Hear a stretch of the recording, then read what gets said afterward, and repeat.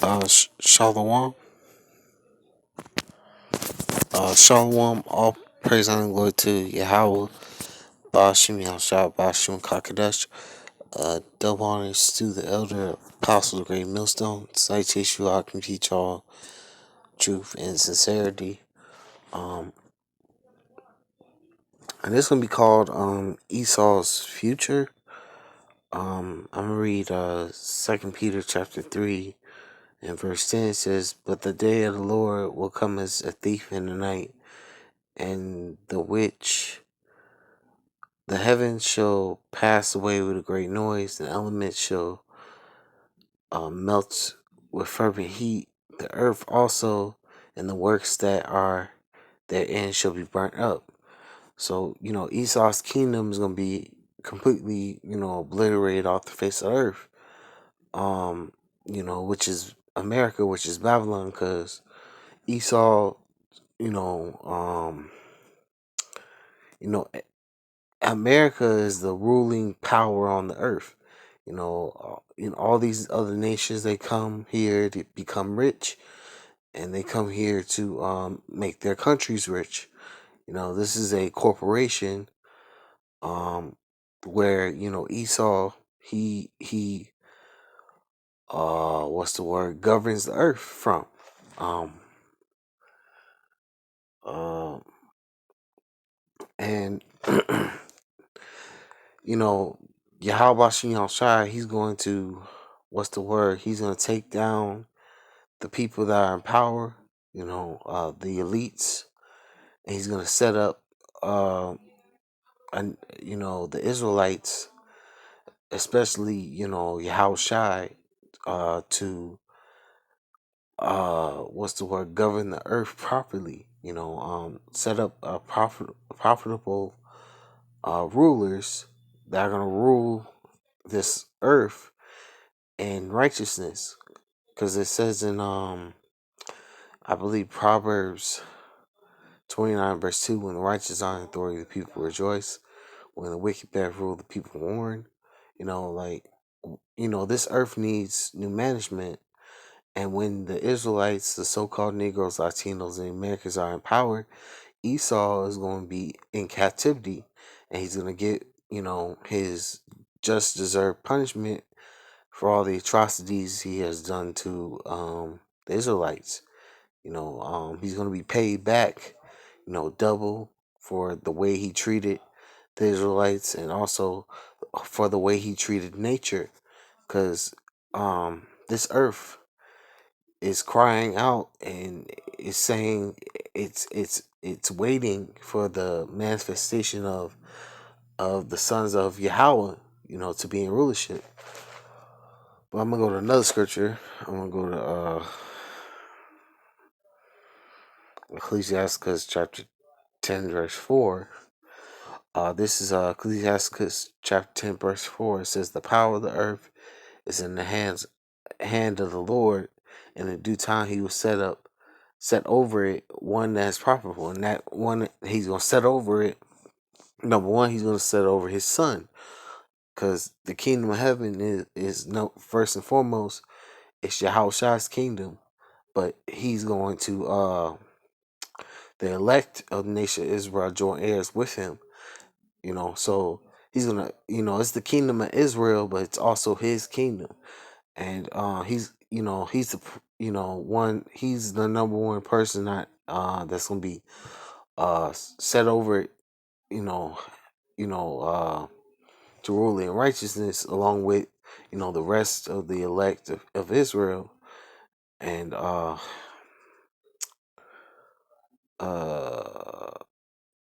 basically the earth needs, like I was saying, the earth needs new management.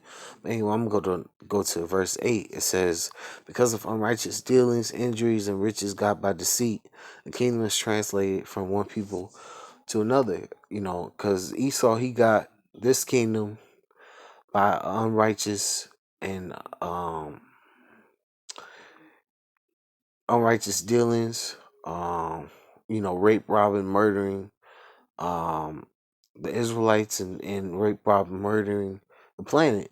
Because he didn't get this kingdom what's the word on he can get this kingdom on a what's the word? Um on a clean slate. He got it by being wicked, doing wicked deeds to establish himself in power. You know, it if it he he robbed, he stole from the poor and to make himself rich. Anyway, and that's why the kingdom is gonna be translated from one people to another. It's gonna be translated from him to the Israelites because it's our time to be in power and his time to go into captivity. Like the scriptures say, the elder shall serve the younger. That prophecy hasn't been fulfilled yet, and that prophecy is going to be fulfilled very soon. Well, another scripture, we'll go to Revelations um 6:4. Uh, This is Revelation 6:4. It says, "And there went out another horse that was red, and power was given to him that sat thereon to take peace from the earth, and that they should kill one another. And there was given unto him a great sword." And that red horse represents Esau. He was the what's the word? He was given that sword. He was given that task to what's the word, to take peace from the earth, to be that red horse, um to bring chaos and destruction wherever he goeth. Uh because he's the wicked. uh anyway, I'm gonna go to Revelations 13:9. It's Revelations 13:9. It says, "If any man have an ear, let him hear. He that leadeth into captivity shall go into captivity. He that killeth with the sword must be killed with the sword. He hears the patient and the faith of the saints." Um, Esau's blessing is the sword. He leaded a whole nation into captivity. He's gonna go into captivity. He killed with the sword. He's gonna be killed with the sword. He's whatever he done out of the many atrocities he has done to the Israelites, that's gonna be done unto him twofold. And he's not gonna escape his judgment. Like it says in Lamentations chapter 4, I believe 21-22, that uh, the accomplishment of the children of Zion's captivity is accomplished. It's time for the Idumeans sins to be to it's time for the Idumeans to pay for their sins. Um, they're not gonna escape their judgment, basically. Um, but I'm gonna go to Revelations 18:6. It's Revelation 18:6. It says, "Reward her even as she rewarded you, double unto her, double according to her works. And the cup which she hath filled to her double." And that cup is slavery. So you can get 1,000 years of hardcore bondage, harsh, unmerciful slavery to the Idumeans, the Edomites, so-called white people. You're gonna receive, payback double for what you have done to the Israelites and nature, and no mercy. You're not gonna see no mercy, because that's what you're gonna receive. Because the whole earth is in mourning. This is Proverbs 2 and 29:2. It says, "When the righteous are in authority, the people rejoice. when the wicked bear rule the people mourn. While the so-called white people who are biblical Hebrew Edomites, who are the Idumeans, they while they're in rulership, everybody's in mourning.